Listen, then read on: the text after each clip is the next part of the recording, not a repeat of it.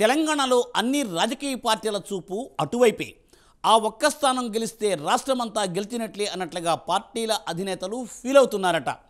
అక్కడ జెండా పాతితే ఇక రాష్ట్రంలో తిరిగే లేదంటూ లీడర్స్ అంచనాలు వేసుకుంటున్నారట.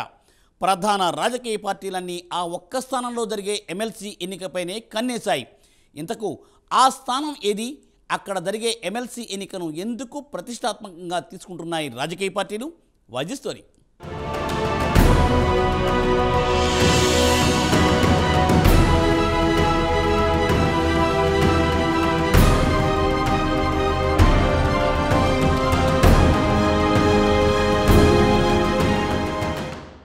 తెలంగాణ రాష్ట్రంలో మరోసారి ఎన్నికల వేడి మొదలైంది. రాష్ట్రంలో మొత్తం 3 ఎమ్మెల్సీ స్థానాలకు జరిగే ఎన్నికలకు కేంద్ర ఎన్నికల సంఘం నోటిఫికేషన్ జారీ చేసింది.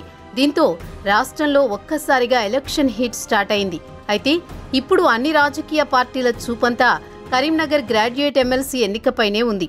ఈ స్థానంలో జరిగే ఎన్నిక అన్ని రాజకీయ పార్టీలకు ప్రతిష్టాత్మకంగా మారింది. 3 పార్టీలకు సంబంధించిన అగ్రనాయకులంతా ఈ నియోజకవర్గ పరిధిలో ఉండడంతో ఈ ఎన్నిక రాష్ట్రంలో హాట్ టాపిక్ గా మారింది. ఈ స్థానంలో గెలవడం రాజకీయ పార్టీలకు ప్రతిష్టాత్మకంగా మారింది.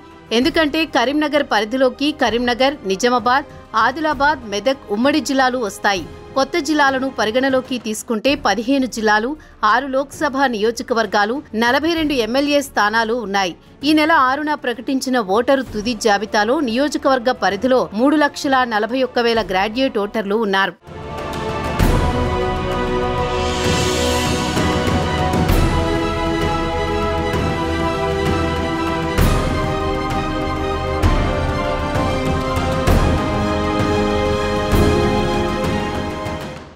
గత ఎన్నికల్లో కరీంనగర్, ఆదిలాబాద్, మెదక్, నిజామాబాద్ స్థానం నుంచి కాంగ్రెస్ పార్టీ అభ్యర్థి జీవన్ రెడ్డి గెలుపొందారు. దీంతో కాంగ్రెస్ పార్టీకి సరికొత్త ఉత్సాహం వచ్చింది. అయితే మరోసారి ఈ స్థానాన్ని నిలబెట్టుకునేందుకు కాంగ్రెస్ పార్టీ సర్వశక్తులు ఒడ్డుతోంది. కాంగ్రెస్ పార్టీ అభ్యర్థిని ఖరారు చేయడానికి పార్టీ మంత్రులు, ఎమ్మెల్యేలు, ముఖ్య నాయకులు అభిప్రాయాలను ఇప్పటికే సేకరించింది. వీటన్నింటినీ మరోసారి చర్చించి అభ్యర్థి పేరుపై అధిష్టానానికి నివేదిక ఇవ్వనున్నారు. త్వరలో అభ్యర్థిని అధికారికంగా ప్రకటించనుంది కాంగ్రెస్. అయితే జీవన్ రెడ్డికే మరోసారి ఛాన్స్ ఇస్తారా లేక మరో నేతకు అవకాశం ఇస్తారో కూడా కొద్ది రోజుల్లో తేలిపోనుంది. ఇదిలా ఉంటే ఎమ్మెల్సీ ఎన్నికల్లో తాము నిలబడితే సులువుగా గెలవొచ్చని అంచనా వేసిన బీఆర్ఎస్ చివరికి పోటీ చేయకూడదని నిర్ణయించింది. ఇప్పటి వరకు దీనిపై పార్టీ నుంచి ఎటువంటి అధికారిక ప్రకటన మాత్రం వెలువడలేదు. ఎమ్మెల్సీ ఎన్నికల్లో పోటీ చేసేది లేనిది అన్న విషయాన్ని ఇప్పటి వరకు బీఆర్ఎస్ అధికారికంగా ప్రకటించలేదు. గత ఎన్నికల్లోనూ ఇక్కడి నుంచి పార్టీ అభ్యర్థి ఎవరూ పోటీ చేయలేదు. అయితే ఇండిపెండెంట్ గా పోటీ చేసిన రవాణా శాఖ అధికారి చంద్రశేఖర్ గౌడ్ కు బీఆర్ఎస్ మద్దతు ఇచ్చింది.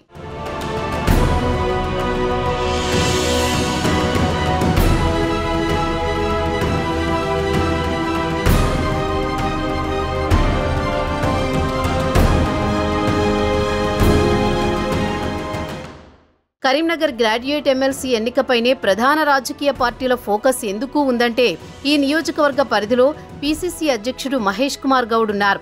ఆయనకు ఈ ఎన్నిక అత్యంత ప్రతిష్టాత్మకంగా మారింది.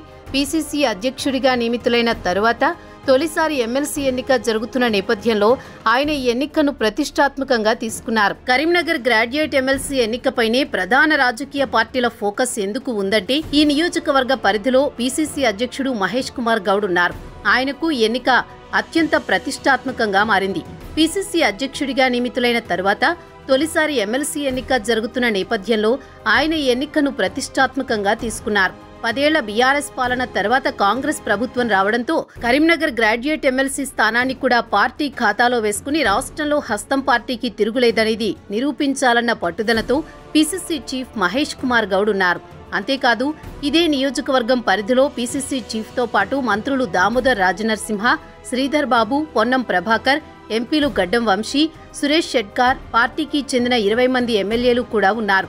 పార్టీకి సంబంధించిన హేమాహేమీలంతా ఇక్కడే ఉండడంతో ఈ ఎన్నికను హస్తం పార్టీ ప్రతిష్టాత్మకంగా తీసుకుంది.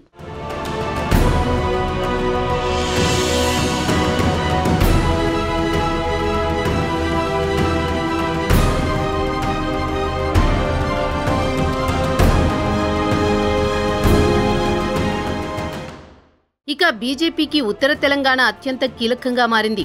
పార్టీకి సంబంధించిన ప్రజాప్రతినిధులు ఈ నియోజకవర్గ పరిధిలోనే ఉన్నారు. ఒకప్పుడు హైదరాబాద్ పార్టీగా ప్రచారం జరిగిన బీజేపీకి ఇప్పుడు ఉత్తర తెలంగాణలో పట్టు సాధించింది. ఇక్కడి నుంచే కేంద్ర సహాయ మంత్రి బండి సంజయ్, 4 ఎంపీలు ధర్మపురి అరవింద్, నగేష్, రఘునందన్ రావు, పార్టీకి ఉన్న 8 మంది ఎమ్మెల్యేల్లో 7 ఎమ్మెల్యేలు ఈ జిల్లా పరిధిలోనే ఉన్నారు. ఇటు విపక్షం నుంచి చూస్తే పార్టీ అధ్యక్షుడు కేసీఆర్, వర్కింగ్ ప్రెసిడెంట్ కేటీఆర్, మాజీ మంత్రి హరీష్ రావు, ఎమ్మెల్సీ కవిత సహా 15 మంది ఎమ్మెల్యేలు ఉన్నారు. బీఆర్ఎస్ ముఖ్య నేతలంతా ఈ నియోజకవర్గ పరిధిలో ఉన్నవారే. మొత్తంగా 3 పార్టీలకు ఈ ఎన్నిక ప్రతిష్టాత్మకంగా మారింది. 3 పార్టీలకు చెందిన అగ్రనాయకులంతా ఇక్కడే ఉండడంతో ఎన్నికల్లో ఎలాగైనా గెలిచి పరువు నిలబెట్టుకోవాలని ప్రణాళికలు వేస్తున్నారు. అయితే ఫలితం ఏ విధంగా ఉంటుందో అన్నది రానున్న రోజుల్లో తెలుస్తుంది.